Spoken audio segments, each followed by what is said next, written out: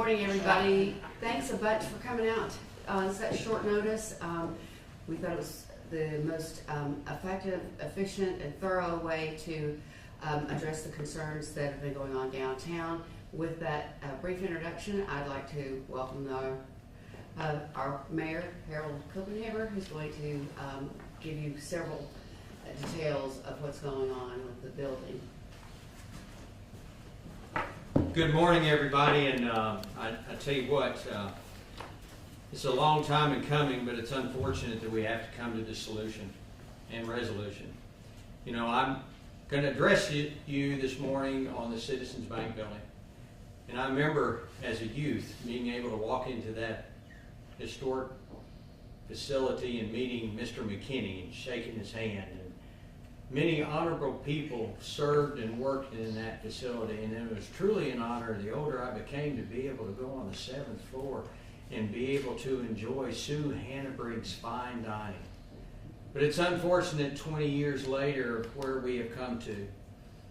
So I'm going to address you this morning on the progress and what the city's actions are that we're taking.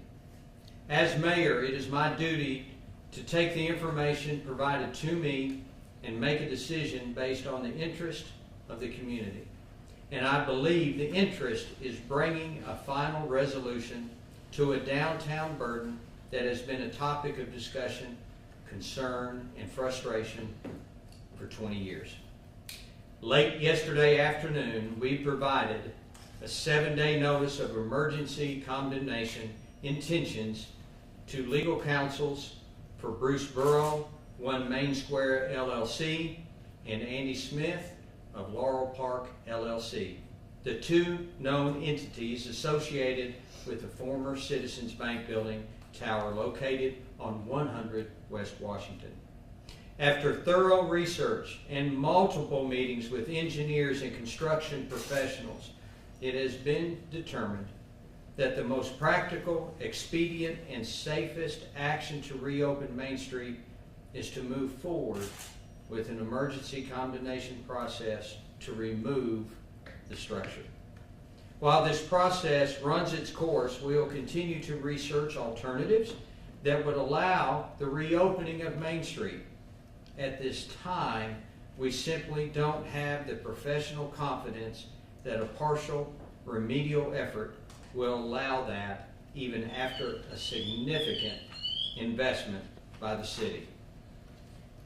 Early next week, we plan to begin exploring options for removal of the building.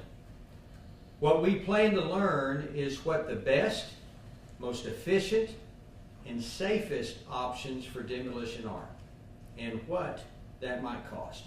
Additionally, we are researching possible environmental and abatement-related actions that may be required. Upon completion of those steps, the city will arrive at a cost estimate. The estimate would be presented to City Council for funding authorization if building interests have not taken action on a comprehensive and immediate remedy to all and potentially yet unknown safety hazards associated with the building. We are documenting all costs involved with this process and plan to seek repayment by all available means once this process is completed. That may or may not be successful, but at this point, inaction is not an option when a major corridor is impacted of our wonderful downtown is also hurting.